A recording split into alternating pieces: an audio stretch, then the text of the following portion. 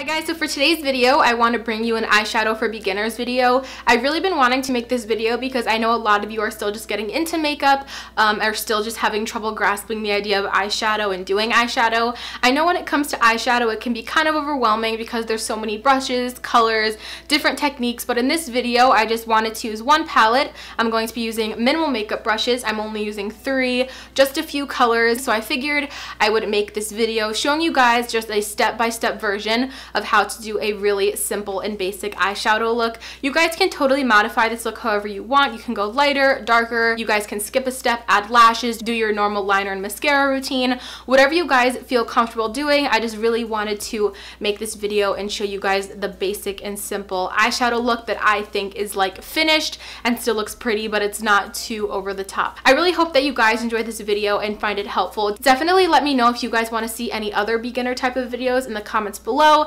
and let's just get started. So for any eyeshadow look, I always recommend starting out with some sort of primer. My favorites are the MAC Soft Ochre Paint Pot, and then for more of an affordable version, I love the NYX Jumbo Eyeshadow Pencil in the shade Milk.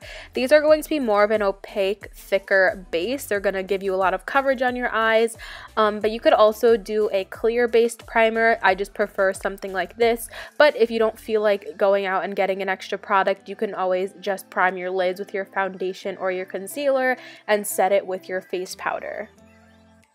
When it comes to actual eyeshadow palettes and these shadows, I love the Naked Basics palette. I got the first one as my first eyeshadow palette ever, and I found it so easy to work with. I happen to have the second one right here with me for this video.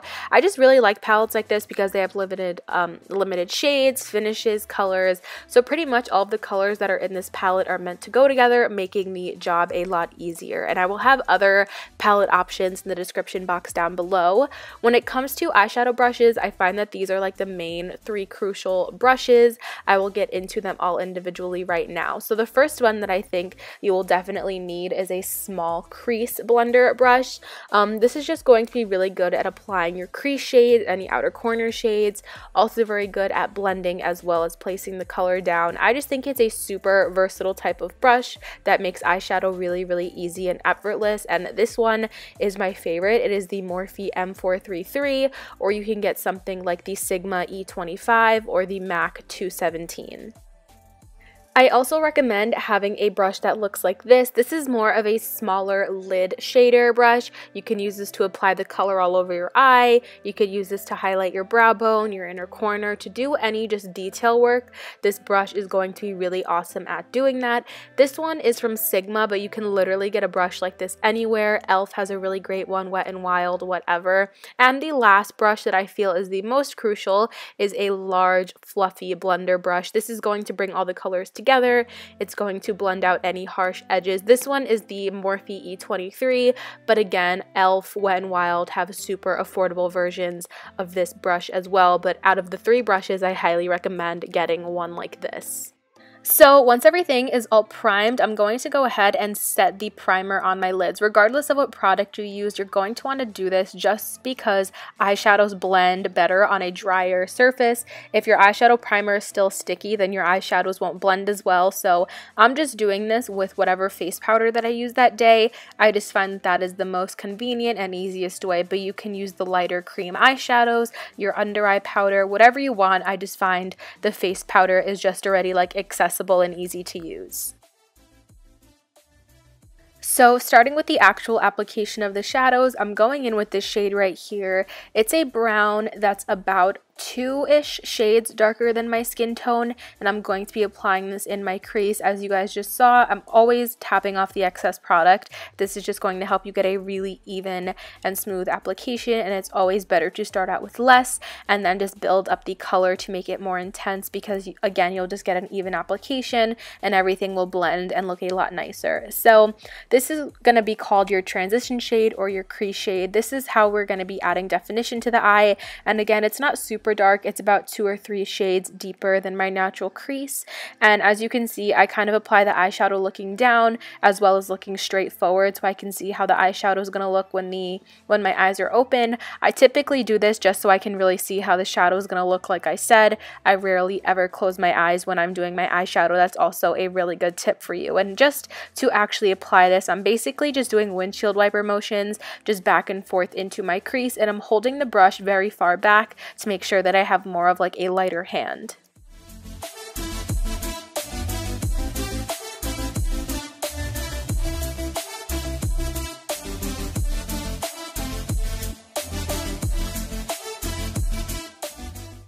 So once that shade is all applied how I would like it to be, now I'm going in with my big fluffy brush and focusing on the edges just to make sure that there are no harsh lines. For this one, I like to go in smaller little circular motions, occasionally going back and forth like the windshield wiper movement, but I basically just like to go in the little circular motions to really make sure that shade is nice and blended and even throughout my crease.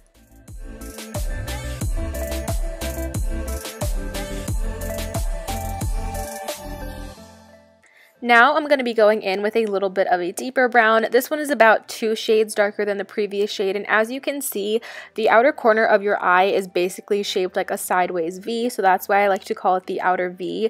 That is where I'm going to be focusing more of this color. This is really going to build up more definition, just make the eye look a little bit more finished. So as you guys can see, I'm kind of going in that sideways V shape, looking straight forward or looking down, just to make sure the application is even and kind of applying that just on that outer corner of my eye.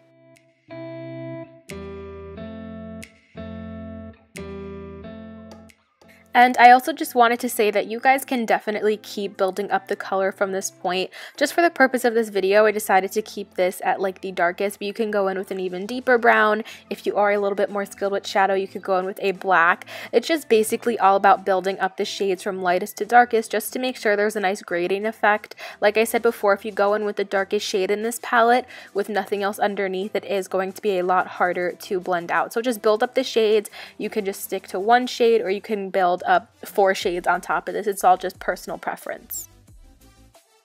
And of course, going in with my favorite fluffy blender brush just to blend everything together. This is going to kind of melt those 2 shades together. They're still going to be like distinctly different shades. It's just not going to be super obvious. There's going to be no harsh lines, and it's really just going to make the eye look all nice and blended.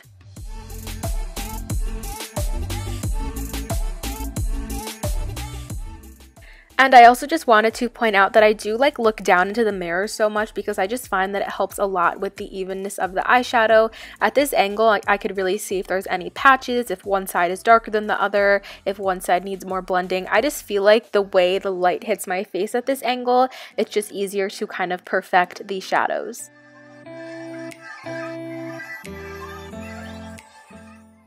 Then I'm going to be taking the lighter shade in the palette. You guys can use whatever light color you want. Like I said, I'm going to be taking my lid shader brush and just packing this from the most inner part of my lid, pretty much like 3/4 of the way.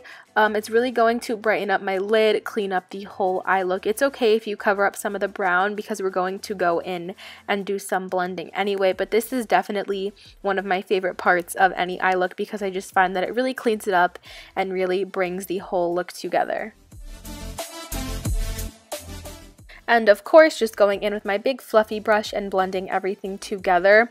I'm also going to be taking the lightest shade that I used on my eyelid underneath my eyebrow. This is going to just separate the space between your eyeshadow and your eyebrow if you took your shadow a little bit too high up. It's also going to highlight under the brow. It's going to lift the brow and also make your eyes just appear a little bit more open.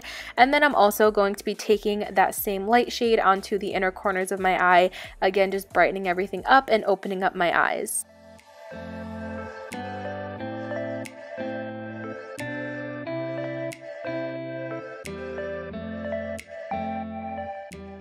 So this next step is totally optional, but personally I prefer a little bit of shimmer on my inner corners, so I'm just taking the face highlighter that I used today. This is the Makeup Forever Pro Sculpting Duo in number 1, but you could use whatever face highlighter. You could also use a more shimmery eyeshadow. I'm just placing that on the inner corners. I just really like the effect that it gives, and I'm also just taking a little bit of this onto my lid. I just find it adds a little bit more dimension, and I do love mixing mattes and shimmer shades together on the eye.